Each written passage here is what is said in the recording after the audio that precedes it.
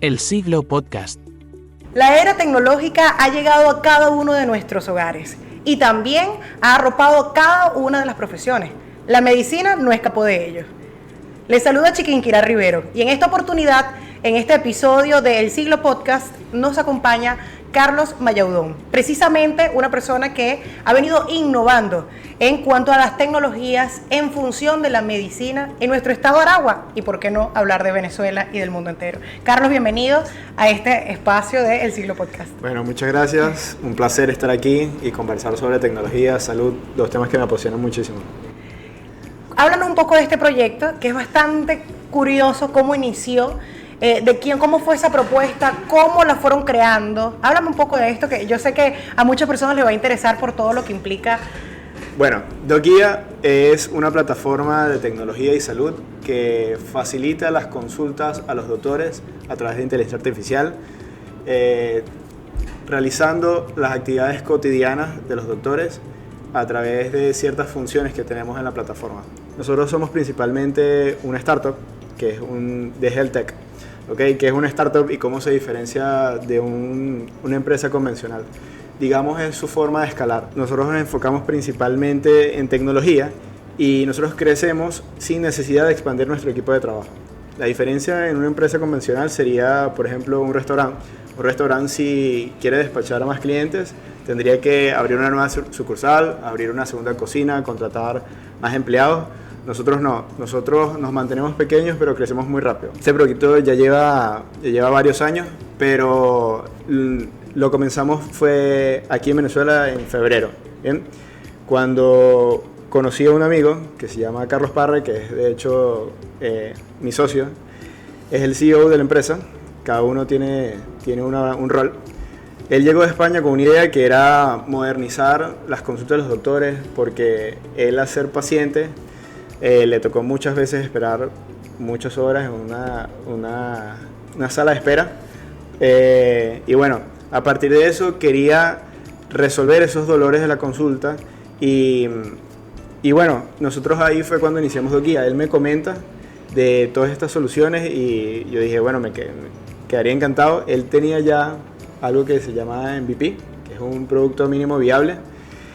Empezamos a mostrarlo a los médicos en Centro Médico Maracay y nos dimos cuenta de que todo ese producto, que al principio era un marketplace para doctores, nos dimos cuenta que las herramientas de ese software era lo que a los doctores realmente les interesaba. ¿Bien?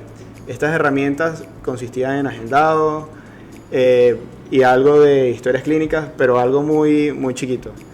Después de eso, nos dimos cuenta que teníamos que mejorar porque eso era lo que el mercado estaba pidiendo y nos concentramos únicamente en estas herramientas para los doctores. Bien, a partir de eso, uno de mis amigos me presentó un programador que es Nicolás Restrepo y inmediatamente le presentamos el proyecto. Nosotros necesitamos más ayuda en esa área tecnológica. Él le contamos de todo lo que estábamos haciendo y quedó fascinado y ahí fue cuando empezamos. Eso fue más o menos como en julio. Después de eso, a través de la retroalimentación de estos doctores y las primeras personas que usaron la plataforma, entendimos qué era lo que teníamos que construir y lo hicimos.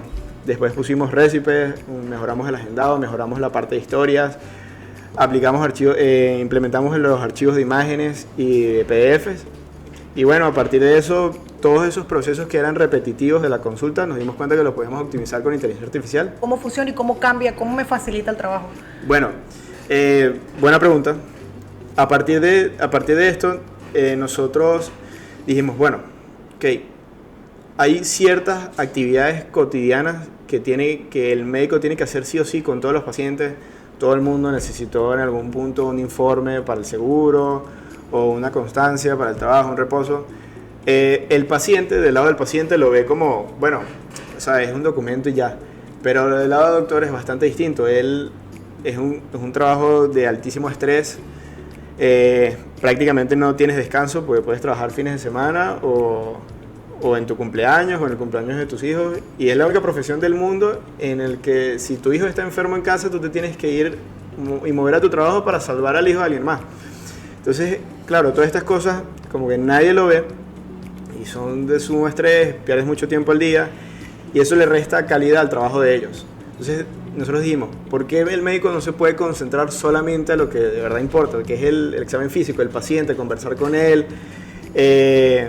Y bueno, ahí fue cuando decidimos integrar la inteligencia artificial.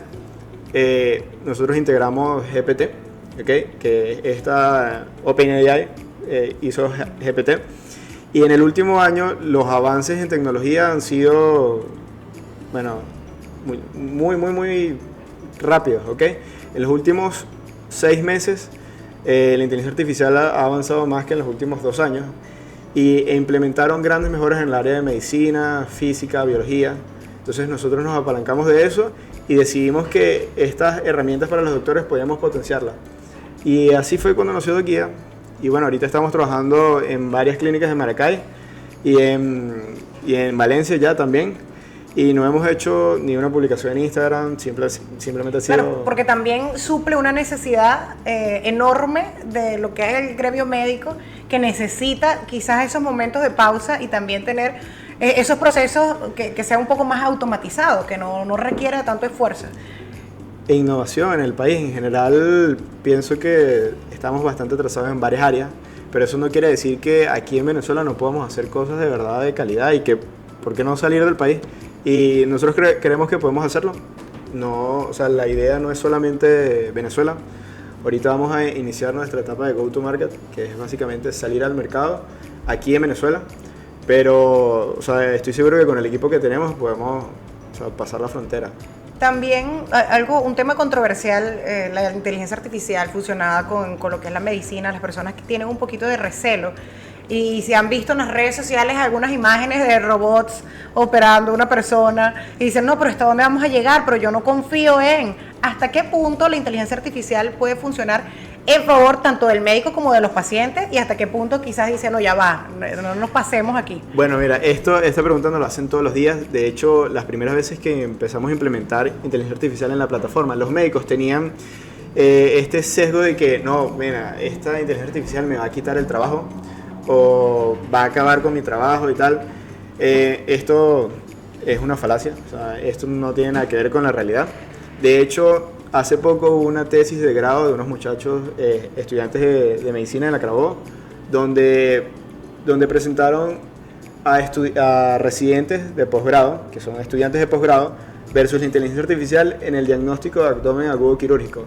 El resultado final lo daba la nota operatoria, es decir, una vez el paciente entraba a pabellón y se hacía las incisiones y se veía que era por fin lo que tenía dentro del paciente, eso era lo que da el veredicto. La inteligencia artificial tuvo un 87% de acierto. Los estudiantes tuvieron 76%. Ok, el tema fue que ese 13% de desacierto que tuvo la inteligencia artificial fue por deficiencias en el examen físico o por falta de estudios imagenológicos. Eso quiere decir que si la inteligencia artificial sumada con el médico pudiera aumentar el porcentaje de acierto a un 95-99% de acierto. Nosotros lo implementamos para que el doctor cree el prompt de la inteligencia artificial a través del examen físico, es decir, que lo que va a priorizar en los próximos años en medicina va a ser un examen físico exhaustivo más unos estudios paraclínicos imagenológicos de última generación para poder llegar a un diagnóstico no solamente más preciso, sino más rápido, porque ese es otro tema. No todos los médicos en todo momento saben qué tienen los pacientes y llegar a un diagnóstico en cuestión de horas es a veces complicado. Entonces imagínate si un diagnóstico que puede tardar 2 semanas, un mes, nosotros lo acortamos a un día, le salvaríamos la vida a alguien. A lo mejor aquí en Latinoamérica quizás no lo implementamos tanto porque es algo muy nuevo, pero creo yo que en Europa, en Estados Unidos, sí es el día a día de todas las empresas. Pero definitivamente. Pero eso se puede traducir a diagnósticos mucho más rápidos. Sí, básicamente es acortar los tiempos de diagnóstico y que sean más precisos también, porque hay enfermedades que son 1 en 25.000. Porque un tema también controversial es que a veces hay personas que fallecen esperando un diagnóstico, que no alcanzaron a ver qué tenía, qué era lo que me estaba ocurriendo, y a lo mejor esto, como lo mencionabas, puede salvarle la vida realmente a algunas personas. Eso es una realidad. Los médicos no somos perfectos, son personas, al igual que ustedes que están viendo esto, cometen errores. Igual, o sea, ellos se divierten, ellos se enamoran. Tienen familia, rían, lloran, se deprimen, todo, ¿sabes? Entonces, a veces se espera la perfección y nada más y nada menos que eso de los médicos. Y bueno, y tiene que ser así, porque es la vida de alguien más. Pero es muy injusto que no le des la oportunidad o las herramientas para que él pueda... ¿Por qué tiene que ser sufrida la carrera? Sí. ¿Por qué la tienen que sufrir?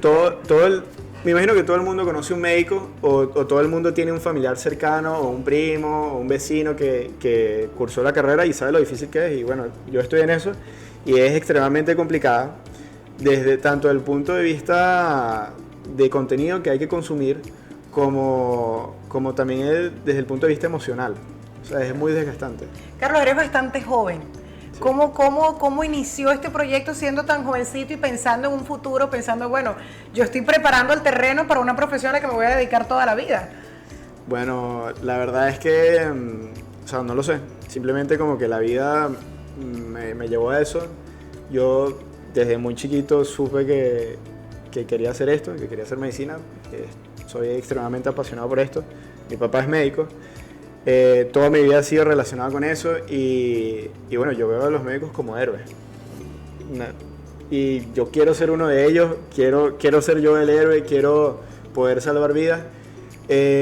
No me quiero dedicar a la medicina por necesidad. Es decir, no quiero que yo tenga que vivir de eso, sino hacerlo porque en realidad es algo que me apasiona.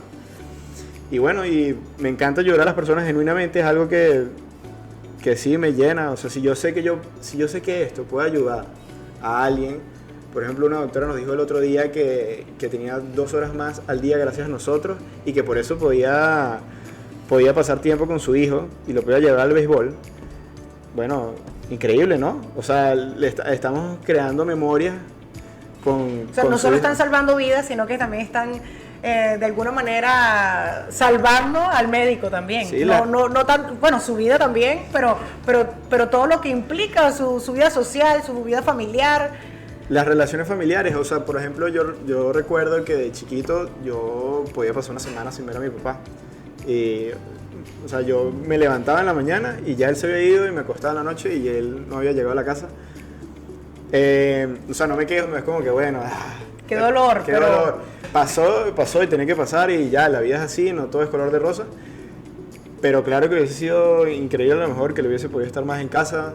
Y bueno, quién sabe, ese niño merece estar más con su mamá, ¿no? Claro que sí. Carlos, en un hipotético caso, un futuro, no lo conocemos, pero vamos a recrear un futuro en el que quizás la inteligencia artificial pues fue creciendo en este campo de la medicina y que llegue, ¿crees que de verdad puede llegar a un nivel como las personas lo están quizás satanizando ahora, que dicen no van a existir médicos sino robots que te van a operar o robots que te van a hacer todo? ¿Crees que eso es posible o es que también el ser humano siempre va a necesitar el calor humano también que te diga, mira, ya va, vamos a ver qué tienes, qué sientes? No, definitivamente el humano va a tener que seguir existiendo. Creo que es algo demasiado futurista o a lo mejor, no sé, quizá ilógico. Por ejemplo, no sé, a lo mejor dentro de 100 años hay carros flotantes, no lo sé. A lo mejor el que me va a operar, espero no pase, ¿no? Pero el que me va a operar dentro de 100 años va a ser un robot y no un doctor. No lo sé. Creo que el humano necesita de esa interacción. Tenemos sentimientos, así de sencillo. El robot no tiene empatía, por ejemplo. Sí, o sea, podríamos construir, la inteligencia artificial tiene empatía, siempre te dice como que no, lo estás haciendo excelente y tal. Bueno, yo también converso con ChatGPT a veces. Exacto, está entrenada para eso, pero no sé, yo creo que no es lo mismo. O sea, no es lo mismo que el humano, no es.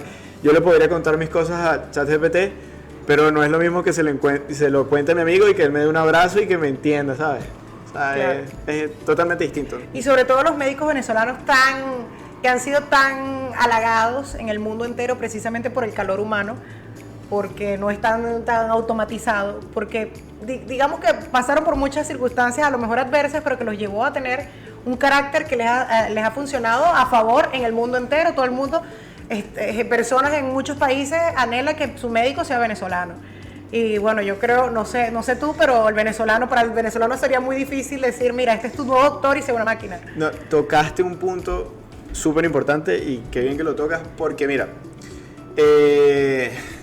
el médico venezolano justamente tiene esa característica de ser empático, de quedarte una hora hablando con él, de que te pregunte cómo está tu mamá, cómo está tu abuela, tu tío.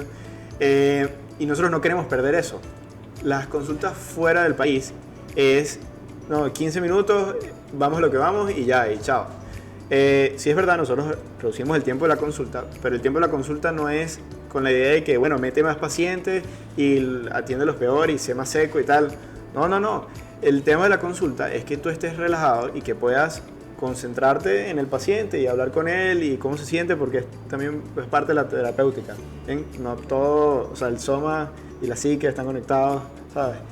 Entonces, es eso, es empoderar al médico venezolano a través de herramientas con inteligencia artificial, hacer que pueda hacer mejor su trabajo, que tenga más tiempo para el paciente, todas esas cosas. Bueno, Carlos, ya para finalizar, ¿algún mensaje que quieras darle a todos estos futuros colegas, porque estás a punto también de ya tener tu título como médico, que están allí conectados, y también a esos pacientes que a lo mejor no conocen la realidad detrás de... tu mensaje para ellos en función de crear un futuro en el que todos nos veamos beneficiados? Bueno, creo que todo inicia con nuestro granito de arena. Creo que si todos nosotros como comunidad, como Venezuela, remamos hacia el mismo sitio, intentamos mejorar cada uno de nuestros trabajos, intentando hacer el bien, no pónganos la luz, no engañar, no robar. Básicamente es ser buenas personas de corazón y apasionados por su trabajo, cada quien en su área. Estoy seguro que como país podemos avanzar. ¿Y por qué no? O sea, yo el otro día me preguntaba, ¿por qué no ser una potencia en Latinoamérica? ¿Por qué no serlo? ¿Por qué no emular a los países europeos? No tenemos que ir a la guerra, no tenemos que pelear con otros países, pero ¿por qué no ser los mejores aquí? ¿Okay? ¿Y por qué no hacer cosas grandiosas también? ¿Por qué no soñar? ¿Por qué no soñar? Sí. Y hacerlo. Sí, hacerlo realidad. Bueno, amigos, escuchamos a Carlos Vallaudón, quien vino a hablar de este proyecto increíble, interesantísimo, que tiene que ver con la inteligencia artificial y las nuevas tecnologías aplicadas a la medicina. Y ustedes allá en sus hogares sigan conectados con toda la información que nosotros traemos para cada uno de ustedes. Recuerden suscribirse, darle like, compartir esta información y sigan conectados para todo lo que el siglo trae.